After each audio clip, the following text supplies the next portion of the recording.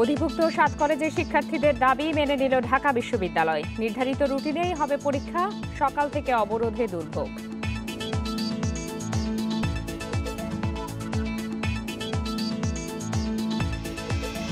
আগামীকাল প্রকাশ হচ্ছে মুক্তিযোদ্ধাদের খসড়া তালিকা। রাজাকারদের চূড়ান্ত তালিকা ডিসেম্বরে, জানালেন মুক্তিযুদ্ধমন্ত্রী।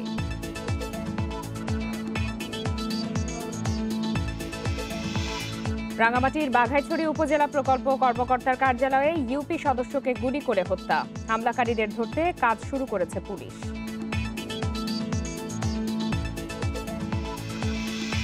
চট্টগ্রাম সিটি নির্বাচনে মেয়র পদের ফল বাতিল ও পুনরায় ভোটের দাবিতে বিএনপি প্রার্থীর মামলা। কেন্দ্র দখল, ফল জালিয়াতি সহ নানা অভিযোগ। সিরাজগঞ্জে হাসপাতাল থেকে শিশু চুরির ঘটনায় মানব পাচার প্রতিরোধ আইনে মামলা। সিসিটিভির ফুটেজ দেখেও উদ্ধার করতে পারেনি পুলিশ। আমন্ত্রণ সমগ্র বাংলাদেশে, আপনাদের সাথে আছে আমি ফারহানা লোপা। এতক্ষণ শিরোনাম জানাচ্ছিলাম, এবার জানাবো বিস্তারিত। করোনা পরবর্তী বিদেশি বিনিয়োগ নিয়ে ফরেন ইনভেস্টর চেম্বারের ওয়েবিনারে কথা বলছেন প্রধানমন্ত্রীর বেসরকারি শিল্প ও বিনিয়োগ বিষয়ক উপদেষ্টা সালমান এফ রহমান। আমরা সরাসরি চলে যাচ্ছি তার বক্তব্যে।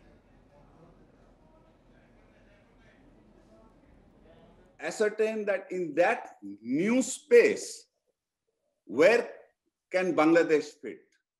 What, and in order to take advantage of that, what are the things which Bangladesh has to do? So I think that's the different level. I'm not sure whether I've been able to get across to you what I'm trying to say, but I'm talking about a completely different level of presentation. So you're saying that we should start with the future state and then see how we prepare ourselves to fit into a future. Is that what you're saying? Yeah, exactly. My point is that you see, I remember when Uber was first launched, everybody thought that it will never take off. Then it took off, but then again it faced challenges. So all of this, at some point in time, somewhere somebody has studied. Somebody must have predicted at some point that something like Uber is going to happen. And somebody may have also predicted at that time that Uber will happen, but Uber will also face these challenges.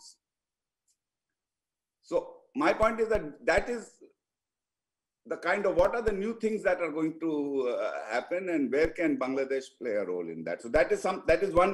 I'm talking about a completely different, which I feel that resource is available within your companies. That's what I'm trying to say. So that if you can access that resource and then you can share that with us and then give us a guidance that this is how you feel that the government should actually be thinking for that level of this. Now let's come back to reality at the moment. I was talking about future this thing. In the moment, the question which you have asked is that foreign investor চেম্বারের ওয়েবিনারে এতক্ষণ কথা বলছিলেন প্রধানমন্ত্রীর বেসরকারি শিল্প বিনিয়োগ বিষয় উপদেষ্টা সালমান এফ রহমান। আমরা সরাসরি ছিলাম সেই বক্তব্যে। চলে যাচ্ছি অন্যান্য প্রসঙ্গে। অধিভুক্ত ৭ কলেজের শিক্ষার্থীদের দাবি মেনে নিয়েছে ঢাকা বিশ্ববিদ্যালয়। নির্ধারিত সময়েই হবে তাদের পরীক্ষা। শিক্ষামন্ত্রী দীপু মনির সঙ্গে এক জরুরি বৈঠকে এই সিদ্ধান্ত নেওয়া হয়। এর আগে সকাল ৯টা থেকে রাজধানীর ৭ সরকারি কলেজের পরীক্ষা স্থগিতের প্রতিবাদে শিক্ষার্থীরা নীলক্ষেত সড়ক অবরোধ করে বিক্ষোভ করেন। তারা বলছেন, চলমান পরীক্ষা সহ সব চূড়ান্ত পরীক্ষা ১৭ মে পর্যন্ত স্থগিতের প্রতিবাদে তারা অবরোধ করেন।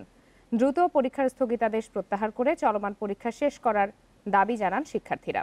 এদিকে সড়ক অবরোধের কারণে যান চলাচল বন্ধ রয়েছে নিউ মার্কেট এলাকায়। এতে আশপাশের এলাকাগুলোয় দেখা দিয়েছে যানজট। এর আগে একই দাবিতে মঙ্গলবার সন্ধ্যায় নীলক্ষেত মোড়ে প্রথমে মানববন্ধন করেন শিক্ষার্থীরা।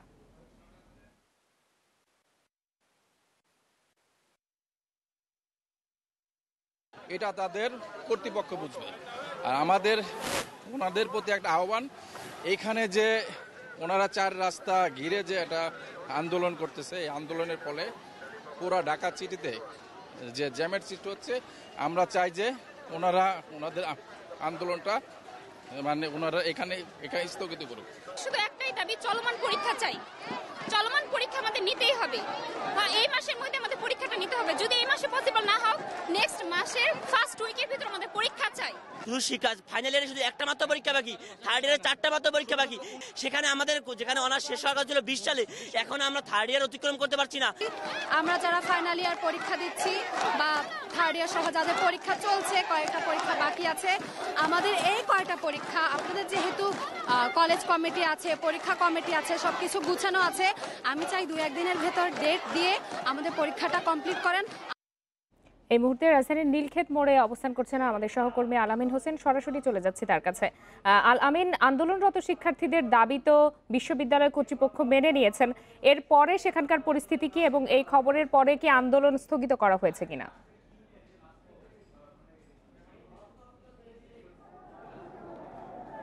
এখানে আসলে এই ঘোষণার পরে শিক্ষার্থীদের মধ্যে একটা মিশ্র প্রতিক্রিয়া আমরা পেয়েছি। তারা বলছে 2015-16 শিক্ষাবর্ষের যে শিক্ষার্থীরা ছিল তাদের 2019 সালে অনার্স শেষ হওয়ার কথা ছিল, কিন্তু সেটি তো হয়নি। মহামারী করোনার কারণে তারা আরও 1 বছর পিছিয়ে গেছে এবং সেটি আসলে 2021 সালেও শেষ হবে কিনা, তাদের মাত্র একটি পরীক্ষা বাকি ছিল। এখন আজকে যারা আসলে আন্দোলনে আসছে তাদের অধিকাংশ শিক্ষার্থী 2014-15 শিক্ষাবর্ষের শিক্ষার্থী এবং তাদের দাবি ছিল আজকে যে পরীক্ষাটি হওয়ার কথা ছিল সেটি আসলে কবে হবে। এর আগে honours first year, second year কিংবা থার্ড ইয়ারের পরীক্ষা যদি পূর্ব নির্ধারিত সূচি অনুযায়ী হয়ে থাকে তাহলে আজকে যাদের পরীক্ষা ছিল তারা আসলে কোথায় যাবে এবং সে বিষয়ে তারা কিন্তু প্রশ্ন তুলেছে। আমি যদি আপনাকে এই মুহূর্তে দেখাতে চাই, সেই ঘোষণার পরে আসলে শিক্ষার্থীদের পক্ষ থেকে তারা মিশ্র প্রতিক্রিয়া, যেমনটা বলছিলাম যে মিশ্র, আসলে তারা এখন কি করবে তারা তারপরে কেউ কেউ বলার চেষ্টা করেছেন তারা আসলে ঘোষণা যাচ্ছেন।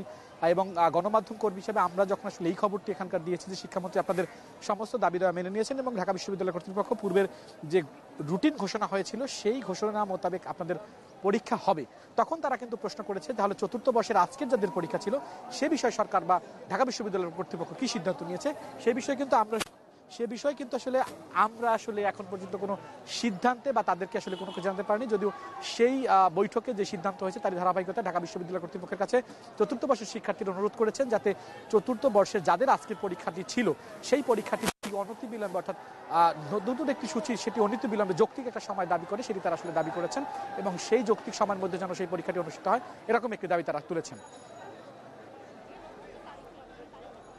আল আমিন হোসেন জানাচ্ছিলেন নীলক্ষেত মোড় থেকে। চলে যাচ্ছি পরের প্রসঙ্গে। পরীক্ষার স্থগিতাদেশ প্রত্যাহারের দাবিতে ঢাকা বিশ্ববিদ্যালয়ে অধিভুক্ত 7 কলেজের শিক্ষার্থীদের আন্দোলনে নিউ মার্কেট আজিমপুর সড়কের 2 পাশে যানবাহন চলাচল বন্ধ হয়ে গেছে। এতে science lab, Mirpur road, Shahbag, Karwan বাজার, মহাখালী সহ প্রায় পুরো রাজধানী জুড়েই দেখা দিয়েছে তীব্র যানজট। সড়কে চলাচলকারী সাধারণ জনগণকেও পোহাতে হচ্ছে ভোগান্তি। যানজটের কারণে দীর্ঘ সময় ধরে বাসে বসে অপেক্ষা করতে হচ্ছে যাত্রীদের। সড়কের পাশে দাঁড়িয়েও বাসের জন্য অপেক্ষায় রয়েছেন অসংখ্য মানুষ। নির্ধারিত গন্তব্যের উদ্দেশ্যে হেঁটে রওনা হয়েছেন অনেকে।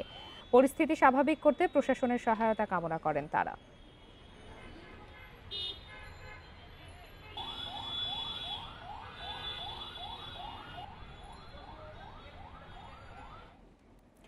হল ছেড়ে গেছেন জাহাঙ্গীরনগর বিশ্ববিদ্যালয়ের শিক্ষার্থীরা। এরপর কয়েকটি হল সিলগালা ও কয়েকটিতে তালা লাগিয়ে দিয়েছে বিশ্ববিদ্যালয় প্রশাসন।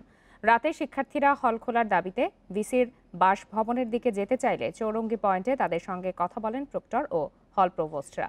সেখান থেকে তাদের বুঝিয়ে পাঠিয়ে দেওয়া হয় হলে। পরে তারা ক্যাম্পাস সংলগ্ন সহপাঠীদের বাসাসহ আত্মীয় স্বজনদের বাসায় চলে যান। কর্তৃপক্ষের সিদ্ধান্তে মঙ্গলবার বিকাল থেকে রাত পর্যন্ত কয়েক ধাপে হলগুলোতে সিলগালা ও তালা লাগিয়ে দেওয়া হয়।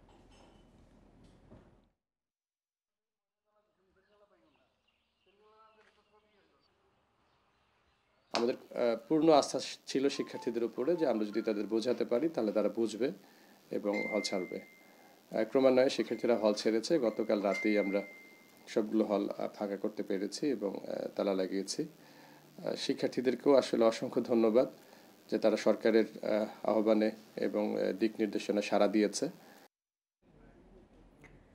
২৬ মার্চ স্বাধীনতার সুবর্ণ জয়ন্তীতে মুক্তিযোদ্ধাদের পূর্ণাঙ্গ ও চূড়ান্ত তালিকা প্রকাশ করা হবে বলে জানিয়েছেন মুক্তিযুদ্ধ বিষয়ক মন্ত্রী আ.ক.ম মোজাম্মেল হক।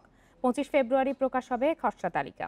এদিকে সহসা নতুন আইন পাশ না হওয়ার সম্ভাবনা থাকায় মার্চে প্রকাশ করা যাচ্ছে না রাজাকারদের চূড়ান্ত তালিকা। মন্ত্রীর আশা স্বাধীনতার সুবর্ণ জয়ন্তীতেই ডিসেম্বর নাগাদ প্রকাশ করা যাবে রাজাকারদের তালিকা। স্বাধীনতার পর গত ৪৯ বছরে ৬ বার মুক্তিযোদ্ধাদের তালিকা সংযোজন বিয়োজন হয়েছে। মুক্তিযোদ্ধার বয়স ও মানদণ্ড পাল্টেছে 11 বার। গত 2 জুন নতুন করে 1256 জনকে বীর মুক্তিযোদ্ধার স্বীকৃতি দিয়ে গেজেট প্রকাশ করে সরকার। তাদের নিয়ে স্বীকৃতি পাওয়া বীর মুক্তিযোদ্ধার সংখ্যা দাঁড়িয়েছে 2,03,056 জন। তবে যাচাই বাছাই প্রক্রিয়া অব্যাহত থাকায় এটাকে প্রকৃত সংখ্যা বলা যাচ্ছে না। একজনের নাম একাধিক দলিলে থাকায় প্রকৃতপক্ষে ওই সংখ্যা 1,70,000-এর বেশি হবে না বলেই মনে করেন মুক্তিযুদ্ধ বিষয়ক মন্ত্রী। সব মিলিয়ে সংখ্যা 1,80,000-এর উপরে যাবে না বলে ধারণা মন্ত্রীর। খসড়া তালিকা প্রকাশ করব 25শে ফেব্রুয়ারি এবং 1 মাস সময় দেওয়া হবে, 3 সপ্তাহ। যাদের কোনো ভুল ত্রুটি নামের মধ্যে থেকে থাকে, কারো বার্থডে, জন্মদিন, বাবার নাম, মায়ের নাম, নিজের নাম, যে কোনো বানান ভুল থাকে, আইডি নাম্বার ভুল থাকে ইত্যাদি সংশোধন করার জন্য আমরা ওয়েবসাইটে প্রকাশ করব। তো আমরা 26শে মার্চ ইনশাল্লাহ প্রকাশ করে দেবো। মাননীয় মন্ত্রীর ভাষ্য অনুযায়ী আমরা 26শে মার্চের মধ্যেই হয়তো এই মুক্তিযোদ্ধাদের তালিকা প্রকাশ করব, এবং সেটা কিন্তু একসঙ্গে সব করব তা নয়, এটা কিন্তু পর্যায়ক্রমে এই তালিকা প্রকাশ করা হবে। মুক্তিযুদ্ধের বিরোধিতাকারীদের তালিকা প্রকাশের বিধান যুক্ত করে জাতীয় মুক্তিযোদ্ধা কাউন্সিল আইন নামে একটি নতুন আইন করা হচ্ছে। তবে বর্তমানে সংসদের কোনো অধিবেশন না থাকায় আইন পাশ করতে সময় লাগবে, তাই মার্চে প্রকাশ করা যাচ্ছে না রাজাকারদের তালিকা। রাজাকারটা এই সংসদে সেই আইনটা পাশ হয়নি সময়ের অভাবে। ইনশাল্লাহ আগামী সংসদে পাশ হলে এমনি মানে সমস্ত তারা প্রস্তুতি নিয়ে রাখছে কীভাবে করবেন, নীতিমালা বা প্রাথমিক তথ্যাদি, সেগুলোর কাজকর্ম চলছে পুরো দমে। আইনটা পাশ হলেই হয়তো আইন পাশ হলে আমরা মনে হয় 15-20 দিনের মধ্যে, 1 মাসের মধ্যে তারা সেটা প্রচার করে দিতে পারবে। এবছর ডিসেম্বরের আগেই হবে ইনশাআল্লাহ। ইতিমধ্যে 6টা জেলার তালিকা আমাদের প্রস্তুত হয়ে গেছে। এখন এটাকে আমরা পাঠিয়ে দেবো বিভিন্ন উপজেলায়, আমাদের যারা কমান্ডাররা আছেন এবং ওখানে যারা তারাই এটাকে মূলত যাচাই বাছাই করে আমাদের কাছে পাঠাবেন। যারা মিথ্যা তথ্য দিয়ে মুক্তিযোদ্ধার সনদ নিয়ে রাষ্ট্রীয় সুযোগ সুবিধা নিয়েছে তাদের বিরুদ্ধেও ব্যবস্থা নেওয়ার বিধান থাকছে প্রস্তাবিত এই আইনে। সুলতানা জাহান মিতু, ইন্ডিপেন্ডেন্ট নিউজ, ঢাকা। দেখছেন সমগ্র বাংলাদেশ। একটা বিরতির পর ফিরছি। দেশে করোনায় আরো 5 জনের মৃত্যু হয়েছে, এর মধ্যে পুরুষ 4 এবং নারী 1 জন। এ নিয়ে মোট প্রাণহানি হলো 8,379 জনের। 214টি ল্যাবে 24 ঘন্টায় 16,152 নমুনা পরীক্ষায় করোনা শনাক্ত হয়েছে 428 জনের। পরীক্ষা বিবেচনায় শনাক্তের হার 2.65%। বুধবার স্বাস্থ্য অধিদপ্তরের বিজ্ঞপ্তিতে জানানো হয়, দেশে মোট করোনা আক্রান্তের সংখ্যা দাঁড়ালো 5,44,544 জনে। সুস্থ হয়েছেন আরও 911 জন। এ নিয়ে মোট সুস্থ 4,93,798 জন।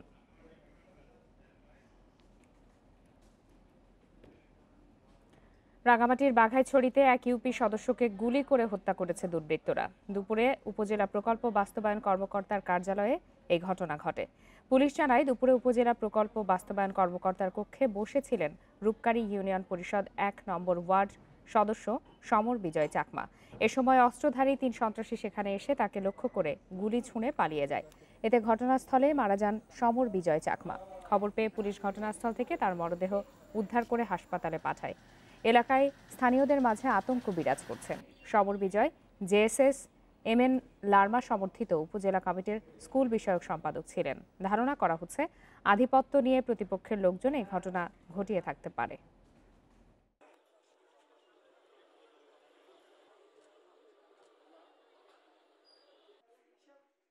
ডেড বডি রিকভারি করেছে এবং তা ময়নাতদন্ত এবং আনুষঙ্গিক যে সমস্ত বিষয় এই মামলা করা এবং আইনগত যে ব্যবস্থা গ্রহণ করা সেটা প্রক্রিয়াধীন আছে। তো আমরা এটা তদন্ত করব যে কারা এই ঘটনা ঘটিয়েছে এবং যারাই ঘটিয়ে থাকুক তাদেরকে তাদেরকে বিচারের মুখোমুখি করার জন্য আমরা আপ্রাণ প্রচেষ্টা করব। চট্টগ্রাম সিটি নির্বাচনের মেয়র পদের ফল বাতিল করে পুনরায় ভোটের দাবিতে মামলা করেছেন বিএনপির পরাজিত মেয়র প্রার্থী শাহাদাত হোসেন। সকালে চট্টগ্রাম নির্বাচনী ট্রাইব্যুনাল ও যুগ্ম জেলা ও দায়রা জজ আদালত 1-এ মামলাটি দায়ের করেন তিনি। মামলায় মেয়র পদে জয়ী রেজাউল করিম চৌধুরী, প্রধান নির্বাচন কমিশনার, নির্বাচন কমিশনের সচিব, আঞ্চলিক নির্বাচন কর্মকর্তা সহ 9 জনকে আসামি করা হয়েছে। বাদীর আইনজীবী দেলোয়ার হোসেন জানিয়েছেন, নির্বাচনে কেন্দ্র দখল, ফল জালিয়াতি সহ নানা অনিয়মের সুস্পষ্ট প্রমাণ থাকার পরও কাউকে নির্বাচিত ঘোষণা করে গেজেট প্রকাশ করা বেআইনি। আদালত মামলাটি শুনানির জন্য অপেক্ষমান রেখেছেন। গত ২৭ জানুয়ারি অনুষ্ঠিত চট্টগ্রাম সিটি কর্পোরেশন নির্বাচনে আওয়ামী লীগের মেয়র প্রার্থী রেজাউল করিম চৌধুরী জয়লাভ করেন। ৩১ জানুয়ারি তাকে নির্বাচিত ঘোষণা করে গেজেট প্রকাশ হয়। মেয়র সংক্রান্ত যে রেজাল্টটা প্রকাশ করা হয়েছে সেই রেজাল্টটা বাতিল করা হোক এবং বর্তমানে যে যাকে মেয়র ডিক্লেয়ার করা হয়েছে সেটা বাতিল করা হোক, আবার গেজেট বাতিল করা হোক এবং এটা পুনর্নির্বাচনের সুষ্ঠু পুনর্নির্বাচনের ব্যবস্থা করা হোক। সিরাজগঞ্জে বঙ্গমাতা শেখ ফজিলাতুন্নেসা মুজিব জেনারেল হাসপাতাল থেকে 23 দিন বয়সী শিশু চুরির মানব পাচার প্রতিরোধ আইনে একটি মামলা করেছেন তার বাবা। তবে চুরির ঘটনার 28 ঘন্টা পার হলেও শিশুটিকে উদ্ধার করা সম্ভব হয়নি। সিসিটিভির ফুটেজ দেখে চোর শনাক্তের চেষ্টা এবং শিশুটিকে উদ্ধারে কাজ চলছে বলে জানিয়েছে পুলিশ। সিসিটিভির ফুটেজে দেখা যায় বেলা 11:41 নবজাতক কোলে নিয়ে হাসপাতাল থেকে বেরিয়ে যাচ্ছেন এক নারী, সঙ্গে ছিলেন আরও একজন। মঙ্গলবার হাসপাতালের শিশু ওয়ার্ড থেকে শিশুটি চুরি হয়। পুলিশ জানায় গত 18 ফেব্রুয়ারি ঠান্ডাজনিত সমস্যা নিয়ে শিশু মাহিমকে ভর্তি করান মা মঞ্জুয়ারা। এর মধ্যে অন্য এক রোগীর স্বজন পরিচয় দেয়া এক নারীর সঙ্গে তার সখ্য তৈরি হয়। পরে ওই অজ্ঞাত নারীর কোলে শিশুটিকে রেখে খেতে যান মঞ্জুয়ারা। ফিরে শিশুসহ ওই নারীকে আর খুঁজে পাননি। এ বিষয়ে একটি অভিযোগের পর হাসপাতালের সিসিটিভির ফুটেজ দেখে অভিযুক্ত নারীকে আটকের চেষ্টা চলছে। এ ঘটনায় আতঙ্কিত হয়ে পড়েছেন শিশু ওয়ার্ডের রোগীর স্বজনরা।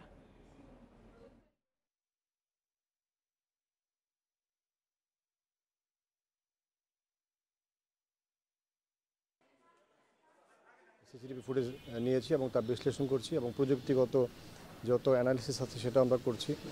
এক্ষেত্রে শিশুটি উদ্ধারের জন্য আমরা বিভিন্ন শ্রেণী পেশা মানুষের সাথে যোগাযোগ করছি, তাদের কাছে আমরা খবর নিচ্ছি বা তথ্য নিচ্ছি।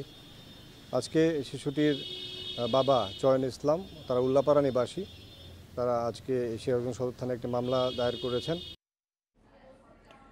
কুষ্টিয়ার মিরপুরের পোড়াদহে সম্পত্তি লিখে না দেয়ায় মাকে শ্বাসরোধে হত্যা করেছে ছেলে, পরে সাজায় অপহরণের নাটক। ঘটনার 34 দিন পর মরদেহ উদ্ধার করে সংবাদ সম্মেলনে বিস্তারিত তুলে ধরে পুলিশ। এ ঘটনায় ছেলে মুন্না ও তার 2 সহযোগীকে গ্রেপ্তার করেছে পুলিশ। বছর 10 আগে স্বামী মারা যাওয়ার পর একমাত্র ছেলে মুন্নার সঙ্গেই থাকতেন মমতাজ বেগম। সম্পত্তির লোভে গেল 21 জানুয়ারি সেই ছেলেই শ্বাসরোধ করে হত্যা করে 65 বছর বয়সী মাকে। কুষ্টিয়ার মিরপুরের পোড়াদহ ইউনিয়নের দক্ষিণ কাঠদহ গ্রামের এই ঘটনায় পুলিশ বলছে পৈতৃক সম্পত্তি আর ব্যাংকের টাকা না দেয়ায় প্রায় মায়ের উপর নির্যাতন চালাতো মুন্না। পরে কয়েকজন সহযোগী নিয়ে তাকে হত্যা করে মরদেহ পুঁতে রাখে ঘরের পাশে। এরপর অপহরণের নাটক সাজিয়ে করে মামলাও।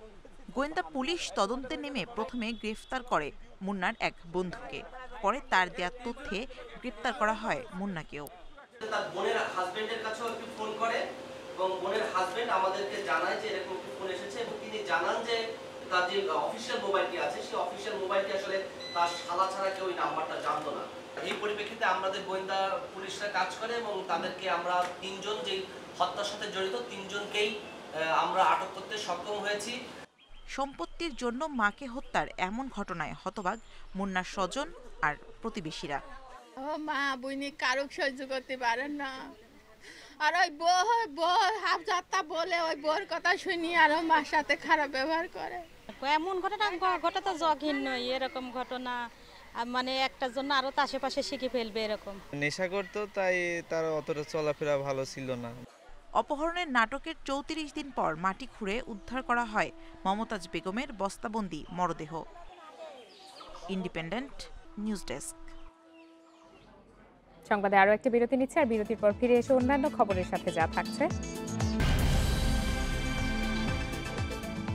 সিলেটে ব্যাংক কর্মকর্তা মওদুদ আহমদ হত্যা মামলার প্রধান আসামি অটোরিকশা চালক নোমান হাসনুকে কারাগারে পাঠিয়েছে আদালত। দুপুরে মহানগর মুখ্য বিচারিক আদালত 1-এর বিচারক সাইফুর রহমান এই আদেশ দেন। এর আগে সকালে আদালতে আত্মসমর্পণ করেন আসামি নোমান হাসনু। এ সময় তার আইনজীবী জামিন আবেদন করলে তা নামঞ্জুর করে কারাগারে পাঠায় আদালত। গত শনিবার সন্ধ্যায় নগরীর কোর্ট পয়েন্ট এলাকায় ব্যাংক কর্মকর্তা মওদুদ আহমদকে পিটিয়ে গুরুতর আহত করে অটোরিকশা চালক নোমান ও তার সহযোগীরা। পরে হাসপাতালে নেয়ার পর তাকে মৃত ঘোষণা করেন চিকিৎসক। পরদিন নিহতের ভাই মামলা দায়ের করেন।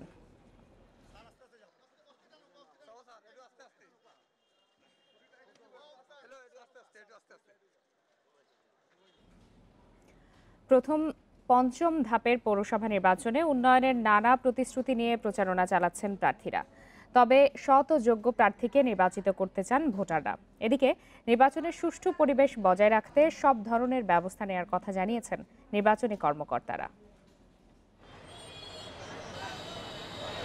পোস্টার ব্যানারে ছেয়ে গেছে পৌর এলাকা, চলছে মাইক বাজিয়ে উন্নয়নের নানা প্রতিশ্রুতি। পঞ্চম ধাপের চাঁপাইনবাবগঞ্জের নাচল এবং রংপুরের হারাগাছে পৌর নির্বাচন হবে ইভিএমে। নিজেদের পক্ষে সমর্থন আদায়ে রাত দিন প্রচারণা চালাচ্ছেন প্রার্থী কর্মী সমর্থকরা। সুষ্ঠু ভোট হলে জয়ের ব্যাপারে আশাবাদী সব প্রার্থী। আশা করি ডিজিটাল বাংলাদেশ গড়া, আধুনিক বাংলাদেশ গড়ার জন্য, উন্নত বাংলাদেশ গড়ার জন্য যুব সমাজ আমাদের সবচেয়ে বড় সম্পদ। অতএব এই সম্পদ আমাদের দিকে এগিয়ে আসবে, নতুন ভোটার আমাদেরকে ভোট করবে। বিগত দিনে যে যেন তেন নির্বাচন হয়েছে সেটিকে এখন হারাগাছের জনগণ সেটিকে প্রত্যাখ্যান করেছে। তারা এবারে সুষ্ঠু নির্বাচনের মধ্য দিয়ে মেয়র দেখতে চায়। পৌরসভার উন্নয়ন করবেন এমন শত যোগ্য প্রার্থীকেই বেছে নেবেন বলে জানালেন ভোটাররা। আর শান্তিপূর্ণ পরিবেশে ভোটের দাবি তাদের। সৎ ব্যক্তি যারা এলাকার কাজ করতে পারবে, জনগণের উপকার করতে পারবে, আমরা এইটাই চাই। আমরা চাই সুস্থ নিরাপদ নির্বাচন, আমরা যাতে মা বোনদেরকে নিয়ে সবাই সুস্থভাবে ভোট দিতে পারি। এদিকে লক্ষ্মীপুরে কোনো মেয়র প্রার্থী সুষ্ঠু নির্বাচন নিয়ে সংশয়ে রয়েছেন। সন্ত্রাসীরা আমাদের পোস্টারগুলো কেটে নিয়ে চলে গেছে। আজকে আমাদের বিভিন্নখানে মাইক ভাঙচুর করা শুরু করেছে। আমরা এর তীব্র নিন্দা এবং প্রতিবাদ জানাচ্ছি এবং প্রশাসনের কাছে এর প্রতিকার চাচ্ছি। News desk. সিলেটের বিভিন্ন সীমান্ত থেকে গত 1.5 বছরে উদ্ধার করা প্রায় 5 কোটি টাকার মাদকদ্রব্য ধ্বংস করেছে বিজিবি।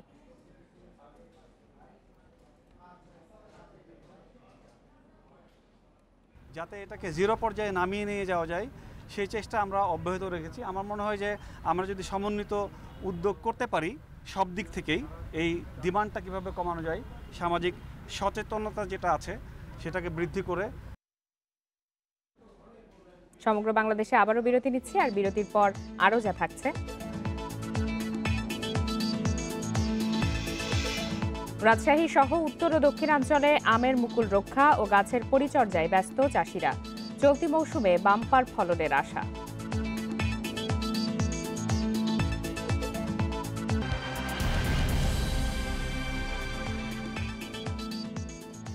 আমের মুকুলের মন মাতানো সৌরভ এখন রাজশাহী সহ উত্তর ও দক্ষিণাঞ্চলের কয়েক জেলায়। মুকুল রক্ষায় বিভিন্ন ধরনের বালাইনাশক প্রয়োগ সহ চাষিরা ব্যস্ত গাছের পরিচর্যায়। প্রাকৃতিক দুর্যোগ না হলে চলতি মৌসুমে আমের বাম্পার ফলনের আশা কৃষি বিভাগের। মাঘের শেষ সপ্তাহ থেকেই মুকুল আসতে শুরু করে চাঁপাইনবাবগঞ্জের আমবাগানে। 2 সপ্তাহের ব্যবধানে আম্রপালি, গোপালভোগ, ল্যাংড়া, ফজলি সহ বিভিন্ন জাতের গাছ ভরে গেছে মুকুলে।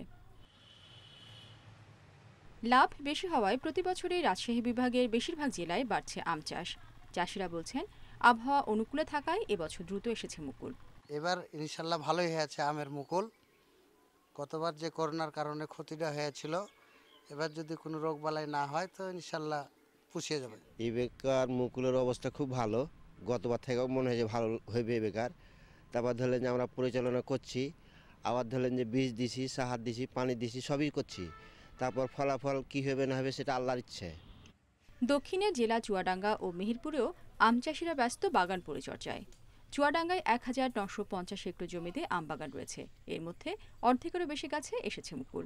এখন আপনার এই মাঘ মাস প্রথম পয়লাই থেকে মুকুলের কড়ি বেরোনোর পর এখন পরিচর্যা করার পর এখন কি বলে এই ফুলটা আসছে, এরপরে আবার ফের পরিচর্যা করতে হবে। আমাদের গাছে প্রচুর মুকুল আসছে, এগুলি যাতে ফের প্রচুর গুটি দাঁড়ায় বা থাকে, পোকামাকড়ও যাতে কীটনাশকের মাধ্যমে নষ্ট হয়ে যায়, সেই জন্য আমরা বীজ দিচ্ছি। দিন ও রাতের তাপমাত্রার তারতম্যের কারণে কিছুটা সমস্যা হতে পারে, তাই আম চাষিদের নিয়মিত পরামর্শ দিচ্ছে কৃষি বিভাগ। গত বছরের তুলনায় এবার আম বেশি হওয়ার সম্ভাবনা আছে। তবে যে সমস্ত গাছে মুকুল কেবলমাত্র বের হচ্ছে সে সমস্ত ক্ষেত্রে আমরা মাঠ পর্যায়ে যে সমস্ত কর্মী বাহিনী আছে তাদের মাধ্যমে আম চাষিদের পরামর্শ দিচ্ছি। মেহেরপুরে চলতি মৌসুমে ৪৫,০০০ মেট্রিক টন আম উৎপাদনের লক্ষ্যমাত্রা নির্ধারণ করা হয়েছে। গত বছর করোনাসহ নানা কারণে আমের ভালো দাম পায়নি চাষিরা। এবার সে ক্ষতি পুষিয়ে নিতে চান তারা। রেশমি নন্দী, ইন্ডিপেন্ডেন্ট নিউজ। নেত্রকোনার হাওরে ৩০% বাঁধ এখনও সংস্কার না হওয়ায় বন্যায় ফসলহানির শঙ্কায় আছেন কৃষক। জেলার পানি উন্নয়ন বোর্ড জানিয়েছে, বাঁধ সংস্কার ও নির্মাণে ১৬৩টি প্রকল্প হাতে নেওয়া হলেও বরাদ্দ সংকটে আটকে আছে ৫৩টির কাজ। হাওরে আগাম বন্যায় ফসলহানি রোধে গত নভেম্বরে ২৫ কোটি টাকা ব্যয়ে নেত্রকোনায় ১৬০ কিলোমিটার বাঁধ সংস্কারের সিদ্ধান্ত নেওয়া হয়। জানুয়ারিতে ১০ কোটি ৮০ লাখ টাকা বরাদ্দ পেলে ১০৮ কিলোমিটার এলাকায় ১১০টি প্রকল্পের কাজ শুরু করে পানি উন্নয়ন বোর্ড। বাঁধ সংস্কারের সব কাজ ২৮ ফেব্রুয়ারির মধ্যে শেষ করার কথা থাকলেও সমাপ্ত হয়েছে ৭০%। হাওর থেকে বন্যার পানি নামতে দেরি হওয়া সহ নানা কারণে বাকি ৩০% কাজ নির্ধারিত সময়ে শেষ করা নিয়ে সংশয় দেখা দিয়েছে। এতে এবছরও ফসলহানির আশঙ্কায় কৃষক। জমি আমরা সম্ভব আমরা বেরিবান না নালে আমরা রিজিক বাচ্চা রিজিক মার যাব, আমরা এই দাবিটাই আমরা বেরিবান চাই। কিছুদিন পরে আমাদের যে ফসল হবে সেই ফসল তো আমরা কাটতে পারবো না, চোখের সামনে পানি বাসায় নিয়ে যাবে। বানটান না দেয় তাহলে এই কায় আমি কি আর ঋণই দিম কি দিয়া। পানি উন্নয়ন বোর্ড জানিয়েছে, বরাদ্দ না পাওয়ায় বাঁধের বাকি ৫২ কিলোমিটার অংশে ৫৩টি প্রকল্পের কাজ এখনও শুরু করা সম্ভব হয়নি। জেলা প্রশাসক জানান, বাঁধের বেশি ঝুঁকিপূর্ণ স্থানগুলো আগে সংস্কার করা হয়েছে। বরাদ্দ পেলেই বাকি কাজ দ্রুত শেষ করা হবে। যদিও দেরি হয়েছে, আমরা যথাসময়ে কাজ শুরু করতে পেরেছি এবং আপনার এক্সক্যাভেটরের মাধ্যমে যেহেতু কাজগুলো বাস্তবায়ন হবে, আশা করি খুব দ্রুত সময়ের ভিতরে এই কাজগুলো শেষ হয়ে যাবে। খুবই ভালনারেবল, লেন্থ একটু বেশি এবং ডেপথ বেশি, সেগুলিকে আগে শুরু করেছি এবং আমাদের বরাদ্দ অর্ধেকের বেশি আমাদের বরাদ্দ চলে আসছে। অতি দ্রুত অবশিষ্ট বরাদ্দ আমরা পেয়ে যাব। নেত্রকোনার হাওরে ৪০,০০০ হেক্টর জমির ফসল আগাম বন্যা থেকে রক্ষা করতে রয়েছে মোট ২৭২ কিলোমিটার বাঁধ। Independent news desk.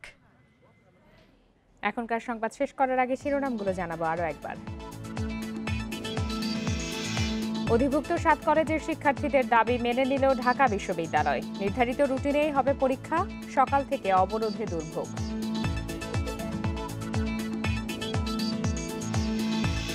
আগামীকাল প্রকাশ হচ্ছে মুক্তিযোদ্ধাদের খসড়া তালিকা। রাজাকারদের চূড়ান্ত তালিকা ডিসেম্বরে, জানালেন মুক্তিযুদ্ধ মন্ত্রী।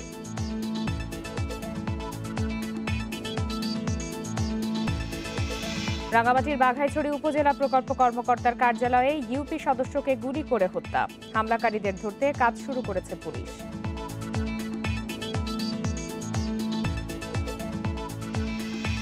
চট্টগ্রাম সিটি নির্বাচনে মেয়র পদের ফল বাতিল ও পুনরায় ভোটের দাবিতে বিএনপি প্রার্থীর মামলা। কেন্দ্র দখল, ফল জালিয়াতি সহ নানা অভিযোগ। সিরাজগঞ্জে হাসপাতাল থেকে শিশু চুরির ঘটনায় মানব পাচার প্রতিরোধ আইনে মামলা। সিসিটিভির ফুটেজ দেখেও উদ্ধার করতে পারেনি পুলিশ। আর এই ছিল আজকে সমগ্র বাংলাদেশে। ইন্ডিপেন্ডেন্ট টেলিভিশনের সব খবরের আরও বিস্তারিত জানতে চোখ রাখুন ফেসবুক, ইউটিউব আর টুইটারে। এতক্ষণ সাথে থাকার জন্য সবাইকে ধন্যবাদ।